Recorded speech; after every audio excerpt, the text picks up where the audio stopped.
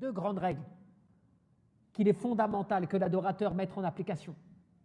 L'effort dans l'obéissance à Allah, mais suivi des bonnes actions, suivi d'al-amal al-salih, des bonnes œuvres. Tu ne peux pas, ce n'est pas possible encore une fois, de vouloir te rapprocher de ton Seigneur, de te renforcer dans la foi, tout cela, sans que tu mettes en action ta pratique. Ce que Allah te demande, celui qui va faire des bonnes œuvres, combien de fois Allah te mentionne cela dans le Coran?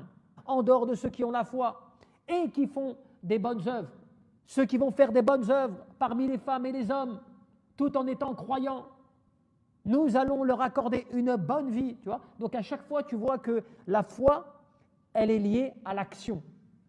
Tu ne peux pas concevoir, comme beaucoup de gens pensent, oui, mais moi j'ai la foi, ou bien un tel qui ne pratique pas, oui, mais c'est quelqu'un de bien, c'est quelqu'un qui est bon, c'est quelqu'un qui ne fait pas de mal. Il y a des musulmans, ils sont pires que lui, pourtant ils pratiquent. Mais cela, ce n'est pas une preuve. Cela, ce n'est pas une hujjah, ce n'est pas une preuve. C'est pas parce qu'en fait quelqu'un fait mal les choses que cela devient une preuve par rapport à celui qui ne fait pas et qui serait meilleur dans son comportement ou autre. Ce qui compte pour Allah, c'est l'action, l'amal, que tu mettes en action. لِيَبْلُوَكُمْ أَيُّكُمْ أَحْسَنُ عَمَلًا. Nous allons vous mettre à l'épreuve pour voir ceux d'entre vous dans leur façon d'agir, dans leur excellence de l'action.